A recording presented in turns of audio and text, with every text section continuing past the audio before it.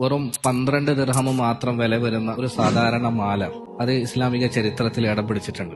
അതിനുള്ള കാരണം ആ മാല നഷ്ടപ്പെട്ടു പോയപ്പോൾ അതിനെ അന്വേഷിക്കാൻ വേണ്ടി ഒരു സൈന്യം മുഴുവൻ അതിന്റെ മുന്നോട്ടുള്ള സഞ്ചാരം നിർത്തിവെച്ചിട്ട് ഇറങ്ങി പുറപ്പെട്ടിട്ടുണ്ട്. എന്തായിരുന്നു ആ മാലയുടെ പ്രത്യേകത? ആ മാല ആ സൈന്യത്തിന്റെ നായകൻ അഷ്റഫുൽ ഖൽക്ക് മുഹമ്മദ് മുസ്തഫ സല്ലല്ലാഹു അലൈഹി വസല്ലമയുടെ ഏറ്റവും പ്രിയപ്പെട്ട ഭാര്യ ആയിഷ ബീവി റളിയല്ലാഹു അൻഹയുടെ മാലയാണ്. ഇമാം ബുഖാരി മുസ്ലിം ഉദ്ധരിക്കുന്ന ഹദീസിൽ കാണാം, ആയിഷ ബീവി റളിയല്ലാഹു അൻഹ പറയാണ്, ഞങ്ങളിങ്ങനെ ഒരു യാത്രയിൽ റസൂലുള്ളാഹിന്റെ കൂടെ പോയിക്കൊണ്ടിരിക്കുകയായിരുന്നു. അങ്ങനെ മക്കയുടെയും മദീനയുടെ ഇടയിലുള്ള ബൈദ എന്ന സ്ഥലത്ത് വെച്ചപ്പോൾ എന്റെ മാല കാണാണ്ടായി. ഞാൻ നബി തങ്ങളുടെ അടുക്കൽ പോയി പരാതി പറഞ്ഞു. റസൂലുള്ളാഹി എന്താ ചെയ്തത്? അല്ലെങ്കിൽ തന്നെ സമയം ലേറ്റായി, ഇനി നിന്റെ മാലയും കൂടി അന്വേഷിച്ചിറങ്ങിയാൽ ഒരുപാട് നേരം വൈകും, വേണമെങ്കിൽ മദീനയിൽ എത്തിയിട്ട് 3 or 4 ഞാൻ നിനക്ക് വാങ്ങിച്ചു തരാം, അത് ഇത്ര വലിയ കൂടിയ മാലയൊന്നും അല്ലല്ലോ എന്ന് പറയുകയായിരുന്നില്ല. മറിച്ചോ അതിനെ അന്വേഷിക്കാൻ വേണ്ടി റസൂലുള്ളാഹി യാത്ര നിർത്തിവെച്ച് അവിടെ ഇറങ്ങി. നബി തങ്ങളുടെ കൂടെ മുഴുവൻ സൈന്യവും അവരുടെ യാത്ര നിർത്തിവെച്ച് അവിടെ ഇറങ്ങി. ഒരു എൻറ്റയർ ആർമി ഒരു മാലയെ സെർച്ച് ചെയ്യാൻ വേണ്ടിയിട്ട് ഒരു സ്ഥലത്ത് ഇറങ്ങുക. സുബ്ഹാനല്ലാഹ്, എന്താ സ്നേഹമല്ലേ, എന്താ കെയറിങ് അല്ലേ. നബി തങ്ങൾ ആയിഷ ബീവി കൊടുത്ത ഈ കെയറിങ്, ഈ സ്നേഹം അത് അള്ളാഹുവിന് ഇഷ്ടപ്പെട്ടു. അതുകൊണ്ട് തന്നെ ഈ സംഭവത്തിന്റെ ബറക്കത്തായിക്കൊണ്ട് അന്ന് ഉള്ള സഹാബാക്കൾക്കും അതുപോലെ തന്നെ ഖിയാമത്ത് നാൾ വരെ വരുന്ന മുഴുവൻ മുസ്ലിമീങ്ങൾക്കും എനിക്കും നിങ്ങൾക്കുമൊക്കെ വലിയൊരു ആശ്വാസമാകുന്ന, സമാധാനമാകുന്ന, എളുപ്പമാകുന്ന ഒരു ഹുക്മ് പരിശുദ്ധ ഖുർആനിലൂടെ ഈ സംഭവത്തിന്റെ ബറക്കത്തായിട്ട് അല്ലാഹു സുബ്ഹാനഹു വ തആല ഇറക്കി. എന്തായിരുന്നു ഒരു സംഭവം? ഇവരിങ്ങനെ ഇറങ്ങിയ സ്ഥലം വെള്ളമില്ലാത്ത സ്ഥലമായിരുന്നു. നമസ്കരിക്കാൻ വേണ്ടി സമയമായി, സഹാബാക്കൾക്ക് ഒളു കൊടുക്കാനാണെങ്കിൽ കയ്യിൽ വെള്ളമില്ല. എല്ലാവരും അബൂബക്കർ റളിയല്ലാഹു അൻഹുവിന്റെ അടുക്കലേക്ക് പോയിട്ട് പരാതി പറഞ്ഞു. അലാ തറ മാ സനഅത ആയിഷ, നിന്റെ മോള് ആയിഷ കാണിച്ച കാര്യം നീ കാണുന്നില്ല അബൂബക്കറെ? നബിയെയും അവിടുത്തെ സഹാബാക്കളെയും വെള്ളമില്ലാത്തൊരു സ്ഥലത്ത് പിടിച്ചു വെച്ചിരിക്കുകയാണ്, ഇനി എന്ത് ചെയ്യും?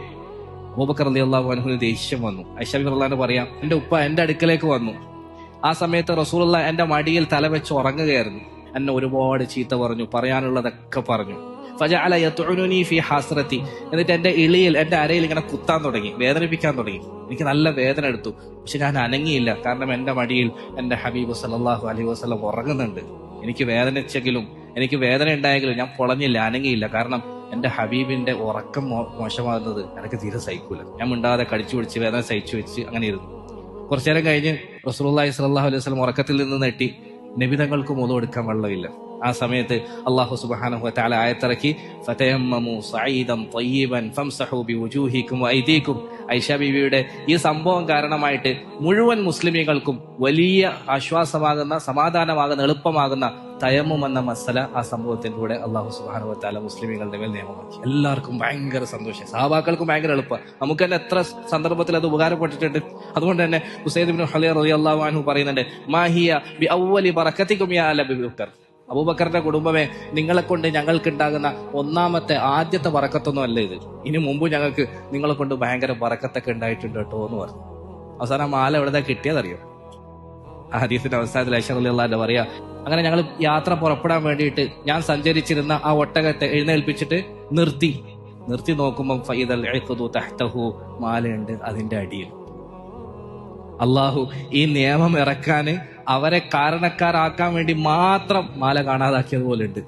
സുബ്ഹാനല്ലാഹ്. അതാണ് ഉസൈദ് ഇബ്നു ഹുലൈർ റളിയല്ലാഹു അൻഹു പറഞ്ഞ അബൂബക്കർ റളിയല്ലാഹു അൻഹുവിന്റെ കുടുംബത്തിന്റെ ആയിഷ ബീബി റളിയല്ലാഹു അൻഹയുടെ ബറക്കത്ത്.